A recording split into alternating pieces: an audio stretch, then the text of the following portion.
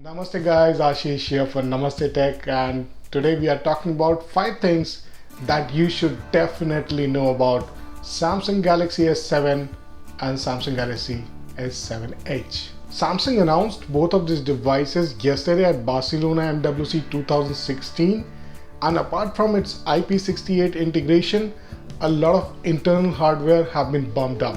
Features which we were looking forward to, some of the features have been removed as well, so could be disappointed for some, but let's begin with them. How much time have you actually wasted looking out for your TV remote or your AC remote? A lot, and we still do it.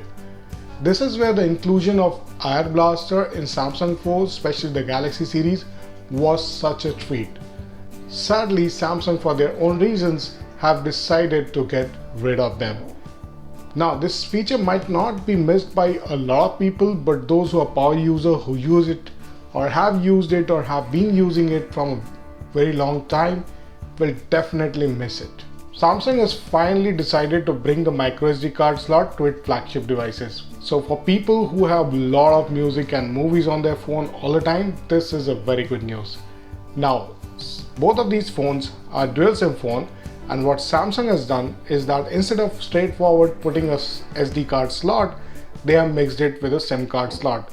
So either you can use 2 SIMs in the phone, or you can use one SIM and another can be used as a SD card slot. Considering the dual SIM demand in India, it's almost sure that Samsung is going to bring their dual SIM variant in India, and you will have access to microSD card slot if you are a single SIM user. Samsung is known to put their Exynos chip variant into their phones, and they did it throughout 2015. Reason being, Snapdragon 810 from Qualcomm had a lot of heating problem, which has finally resolved in Snapdragon 820. This means Samsung is going to bring 2 variants of their phone. One will be the Exynos, which is going to sell in countries like India, but for countries like US, I'm sure that Samsung is going to sell Snapdragon 820 variant. Now, while Samsung Galaxy S7 and S Edge might not look different from its predecessors, well, none of their handsets has actually looked, but their internal hardware has got some nice trick under the sleeve.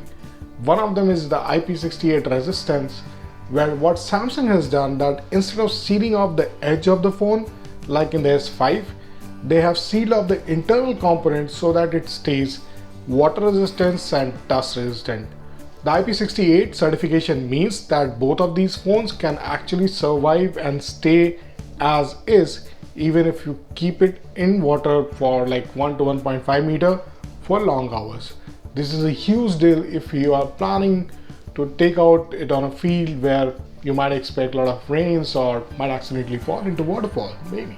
When Samsung launched S7 and S Edge, a lot of people commented that its 12 megapixel camera is actually less as per the market trend, while if megapixel would have mattered, things would have been really different. But there is a lot of technology now like behind the camera sensor that actually makes even a low pixel count work better. This is something that has happened with Samsung Galaxy S7 and S7 Edge. What they have done with this 12 megapixel shooter is they have used a 1.4 mu pixels here, which combined with OIS delivers a better picture quality even in low light. Not only this, you have f by 1.7 aperture here, which makes sure a lot of light can get into it. So ultimately combine this with the software algorithm. So overall, combine both of these factors, the overall picture quality either should go better or be the same. That we'll get into when we do the comparison of S7 with S6. So guys, thanks for watching the video. That was the 5 things that you should know about both of these phones.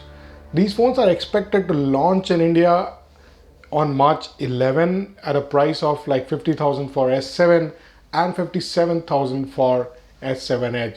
We'll keep you tuned with the announcements.